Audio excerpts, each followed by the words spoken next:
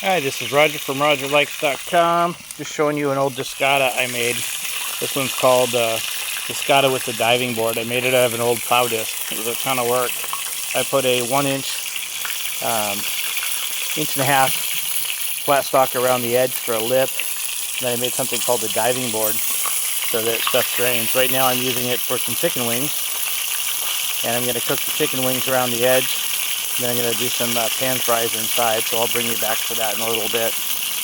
Just want to show you the kind of weird stuff I've welded in my time. Alright, the chicken's done, rusting around the outside. It's going to finish cooking, and we're doing some pan fries. Hope they turn out okay.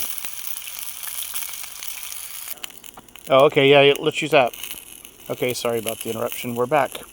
So the wings are done around the outside. I've been trying to do the french fries and not burn them so bad. So I cooked them for a little bit. I'm letting them rest. And then the chicken I pretty much brown off in here, and then I set them around the outside, which is still pretty hot, so the grease can drain off. And that's it. That's our redneck meal, I guess, right there.